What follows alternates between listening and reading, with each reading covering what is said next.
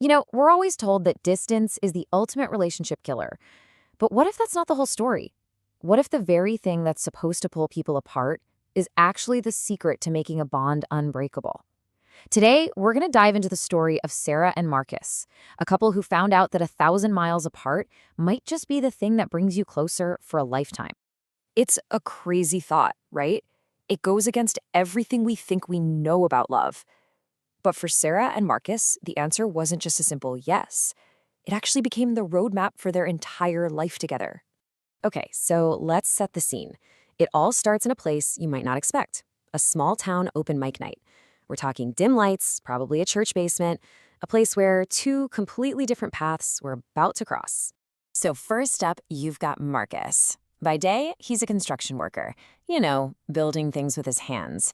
But his real passion, his soul, that was all about building melodies. He was a musician just waiting for his moment. And then you have Sarah. She's a librarian, and she's surrounded by all these incredible stories on the shelves. But the thing is, she was also very quietly trying to rewrite her own story. She was looking for a fresh start, a new chapter that was all hers. And that was it. One song, one smile. That's literally all it took. Their love story wasn't some grand dramatic movie scene. No, it was built in the little moments. Sharing coffee, those late night talks in a diner. It was real, a connection built on just being there with each other. But then, of course, life throws a curveball. The kind of moment that could have just ended everything right then and there. This was a choice that was either going to be their final chapter or the real beginning of their story. And it's the dream, right? Marcus gets discovered, he signs a record deal, and suddenly the entire world opens up to him. And what's the first thing he does? He asks Sarah to drop everything and come with him. It sounds like the most romantic thing ever, but think about it. It's also a huge, maybe even impossible choice. But Sarah's answer, wow, this is what truly defines their entire relationship. She doesn't just say yes to the adventure, she offers him something so much deeper. She says, I'll be your home.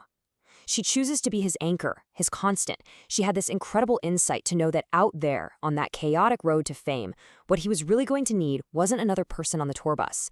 It was a home to come back to.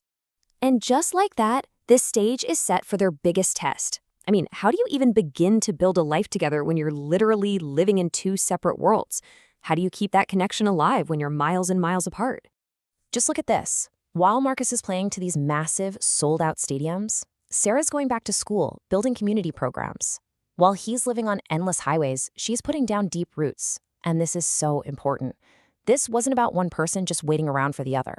This was about two whole, complete people becoming even more themselves, even though they were apart. So how in the world did they make it work? Well, it wasn't magic. It was intention. It was those nightly video calls no matter the time zone. It was that rock-solid promise that he would always come back. And maybe most of all, it was this deep, genuine respect they had for the separate paths they were on. They were building a bridge to each other, one call, one promise at a time. And this is where their story gets really interesting, where it kind of flips the script. The very thing that you'd think would be their downfall, all that distance, actually became their greatest strength. You see, instead of their love sort of fading away with every mile, it did the opposite. It got more intense. Every single time they had to say goodbye, as painful as it was, it became this powerful reminder of their commitment. And that just made every single hello, every reunion, that much sweeter and more meaningful. Their story really gives us this amazing new framework for thinking about love. We can call it the reunion principle. And it's this idea that separating on purpose doesn't just test a relationship. If you do it right, it can forge it into something even stronger than if you were together all the time. So let's break that down. How does this cycle actually work? Well, it starts with the goodbye, which isn't an ending, but a recommitment. Then comes that parallel growth, where two whole people become even more complete on their own. That's what makes the hello a real celebration, a truly cherished event. And every time they go through that cycle, the bond gets deeper, built on this solid foundation of choice, not neediness. So when you boil it all down, this whole incredible story, across all those miles and all those years, it really comes down to one single powerful idea. True love isn't about never leaving. It's not about holding on so tight that nobody has room to breathe or grow. It's about always coming back. It's an active choice.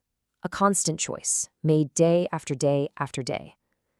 For them, love wasn't a place they arrived at, it was the journey home, over and over again.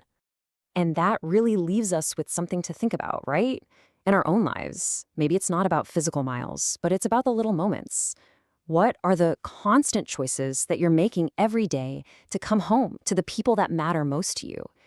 What does your reunion look like?